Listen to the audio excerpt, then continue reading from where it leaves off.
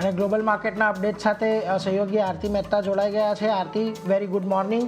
અને ખાસ કરીને સપ્તાહનો પહેલો દિવસ છે અને નાનું સપ્તાહ છે, કેવા આપણને વૈશ્વિક સંકેતો મળી રહ્યા છે આજે?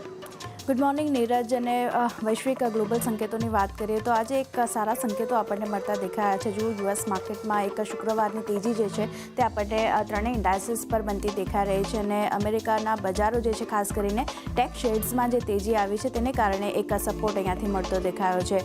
એનવીડિયાની વાત કરીએ 2.40% આપણને આ શેર વધતો દેખાયો છે. એમેઝોનની વાત કરી લઈએ તો 2.8%નો વધારો આપણને આ એમેઝોનના શેર પર વધતો દેખાયો છે. પણ આપણે વાત કરી લઈએ ટેસ્લાના શેરની તો 3.5%થી વધારે અહીંયા શેર જે છે તે આપણને ઘટીને બંધ થતો દેખાયો છે. પણ ઓવરઓલ બાકીના જે ટેક શેર્સ છે તેમાં એક સારી મજબૂતી અને ખરીદદારીના કારણે ઓવરઓલ યુએસ માર્કેટમાં જે છે એક પોઝિટિવિટી બનતી દેખાઈ રહી છે. અને આ સપ્તાહે ખાસ કરીને જે ઇન્ફ્લેશનના ડેટા આવવાના છે તેના ઉપર ખાસ કરીને ફોકસ રાખવાનું છે કે કઈ રીતે ત્યાં ડેટા આવે છે અને ફેડ તરફથી હવે કેવા નિવેદનો આવતા દેખાયા છે. ટેક શેર્સની આપણે વાત કરી લઈએ તો વિગતો લઈ લઈએ કયા ટેક શેર્સમાં કેટલો વધારો આપણને જોવા મળતો દેખાયો છે.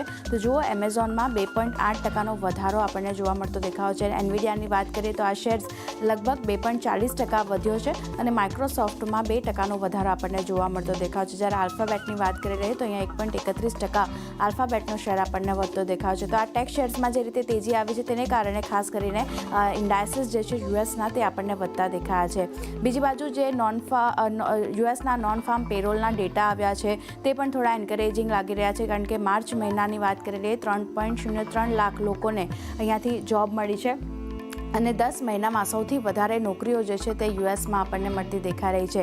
ડેટા વાઇઝ આપણે વાત કરી લઈએ તો યુએસના નોન ફાર્મ પેરોલ્સના આંકડા જુઓ, ઓક્ટોબર 2023માં જે 1.65 લાખ પર હતા તે માર્ચ 2024 સુધી 3.03 લાખ પર આપણને પહોંચતા દેખાયા છે. તો આજે યુએસ જોબ ડેટા છે તેમાં પણ ખાસ કરીને નોન ફાર્મ પેરોલ છે તેમાં આંકડા જરાક એન્કરેજિંગ લાગી રહ્યા છે.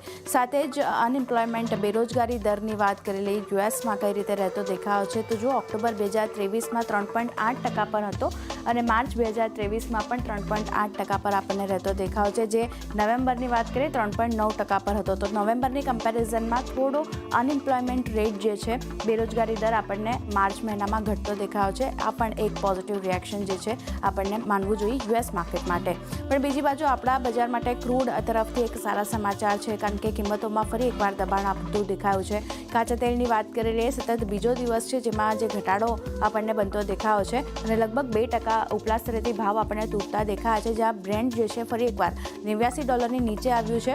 અને નાઇમેક્સની વાત, WTIની વાત કરી લઈએ ખાસ કરીને તો તે 85ની નીચે આપણને પહોંચતું દેખાયું છે.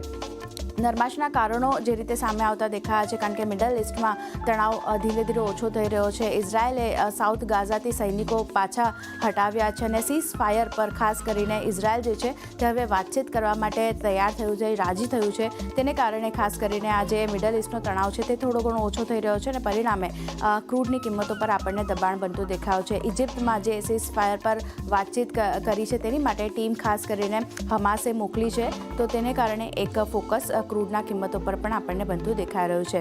ઓવરઓલ એશિયાના બજારોની વાત કરી લઈએ તો શરૂઆતી કારોબારમાં અહીંયા પણ આપણને પોઝિટિવ સંકેતો મળતા દેખાતા. અત્યારે જુઓ, શંઘાઈ હેંગસેંગ 5%થી વધારેની પોઝિટિવિટી હેંગસેંગ બતાવી રહ્યું છે. નિક્કેઈમાં પણ જુઓ 1%થી આસપાસની પોઝિટિવિટી બનતી દેખાઈ રહી છે. અન્ય ઇન્ડાઇસીસમાં કોસ્પી જુઓ, સ્ટ્રેટ ટાઈમ્સ જુઓ, પોઝિટિવ કારોબાર અહીંયા થતો દેખાયો છે. તો એશિયન માર્કેટ તરફથી પોઝિટિવ સંકેતો છે.